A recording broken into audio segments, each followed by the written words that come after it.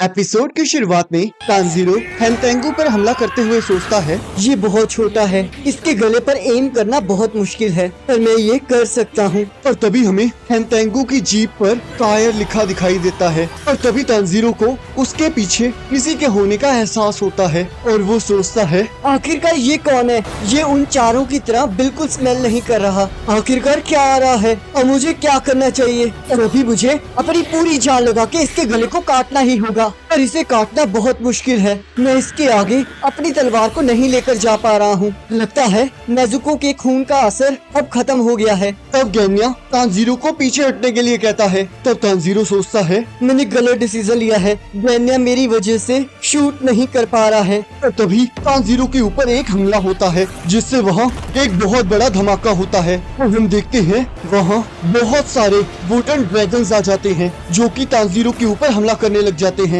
पर तानजीरो किसी तरह अपने आप को बचा रहा होता है। पर जैसे ही एक ड्रैगन तानजीरो पर हमला करने लगता है, नेजुको आकर उसे बचा लेती है, जिसकी वजह से उसका हाथ और पैर कट जाता है। तब तानजीरो पूछता है, क्या तुम ठीक हो नेजुको? और नेजुको उसे हाँ कहती है और तब हम देखते हैं नेजुको का हाथ और पैर रीजनरेट हो चुका होता है। और तब वहाँ एक डीमन कहता है, तुम लोग बहुत बेकार हो क्योंकि तुम लोग कमजोरों को परेशान करते हो। ये कितना घटिया है, मैं इसे और बर्दाश्त नहीं कर सकता। तुम बहुत घटिया दुश्मन हो। तब तानजीरो डरते हुए सोचता है, सिक्स्थ डीमन, आखिरकार अब ये कहाँ से आया? पर रुको, ये सिक्स्थ डीमन नहीं है। आखिरकार वो 4 डीमंस कहाँ गए? मैं उन्हें फील नहीं कर पा रहा हूँ। तब यहाँ गेन्या सोचता है, आखिरकार यहाँ क्या हो रहा है? मुझे कुछ समझ नहीं आ रहा। ये डीमन तो थोड़ी देर पहले एंगर डीमन था। मुझे लगता है जब तानजीरो ने उस छोटे डीमन पर अपनी तलवार से हमला किया था, तब उस एंगर डीमन ने अपने दोनों हाथों से जॉय डीमन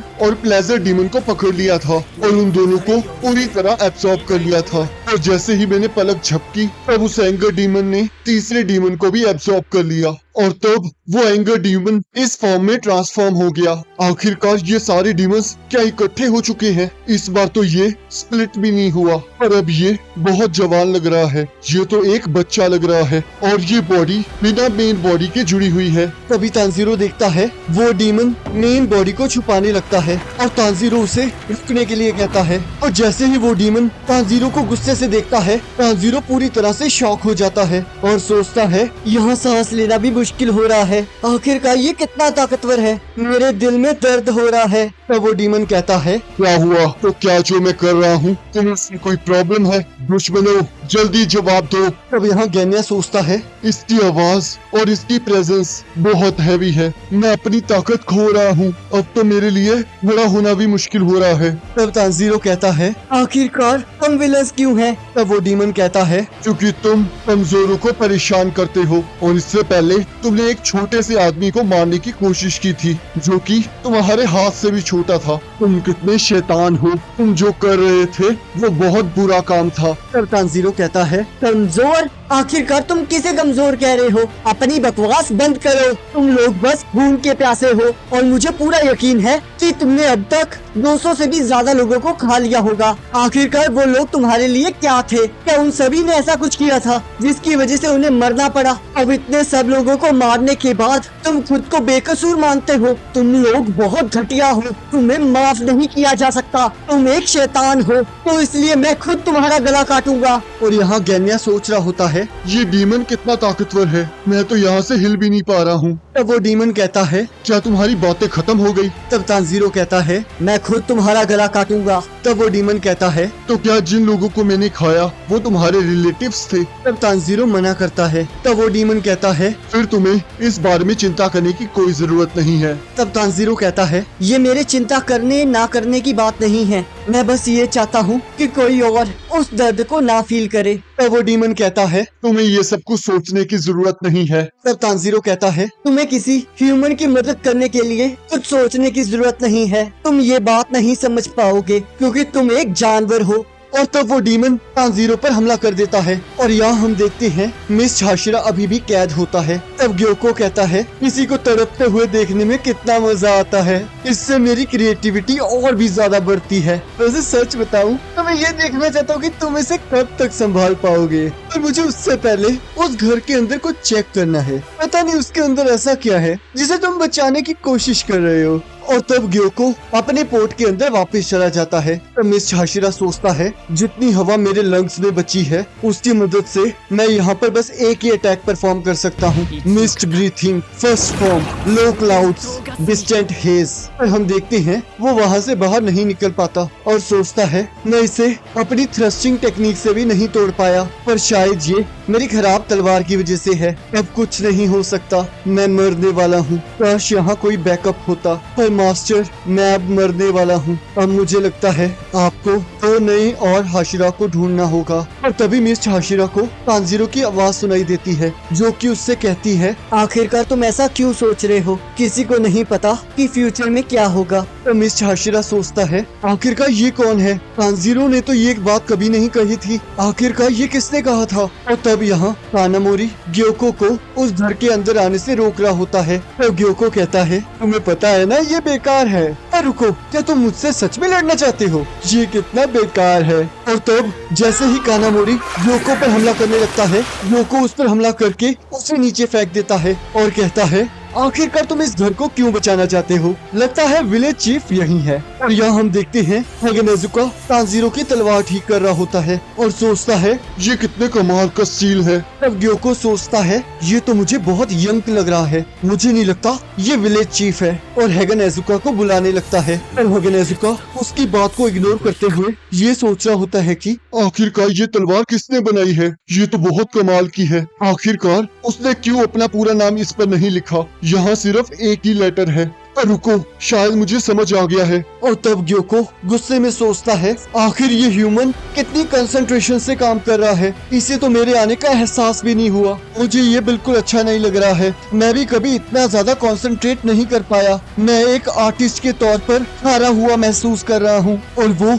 नेजुका पर हमला कर देता है। और हम देखते हैं नेजुका की कंसंट्रेशन फिर भी नहीं टूटती है और तब ग्योको फिर से उस पर हमला करता है, पर नेजुका फिर भी नहीं रुकते हैं, जिससे ग्योको को बहुत इरिटेशन होती है। तब नेजुका कहते हैं उसने इसलिए इस वॉट पर अपना नाम नहीं लिखा क्योंकि उसने इस तलवार को बहुत डिटर्मिनेशन से बनाया था और उसके बाद उसने इसके ऊपर बस सिंगल वर्ड ही लिखा जिसका मतलब इस तलवार का एक ही उद्देश्य है। तब ग्योको सोचता है मुझे ये बिल्कुल पसंद नहीं आ रहा, इसे मारना बहुत आसान है, पर मैं चाहता हूँ कि ये इस स्वॉर्ड को छोड़ दे, मैं इसकी कंसंट्रेशन को तोड़ना चाहता हूँ। तब यहाँ मिस हाशिरा सोचता है मेरी आंखें बंद हो रही हैं, मैं मरने वाला हूँ। तब तांजीरो से कहता है अपने अंत को खुद मत डिसाइड करो। तब मिस हाशिरा सोचता है तुमने मुझे ये कभी नहीं कहा। तब तांजीरो कहता है इतनी जल्दी हार मत मानो, कोई तुम्हें बचाने जरूर आएगा। तब मिस हाशिरा सोचता है तुम आखिरकार ये क्या कह रहे हो, आखिर में किसी के आने की उम्मीद रखना बहुत बुरी बात है।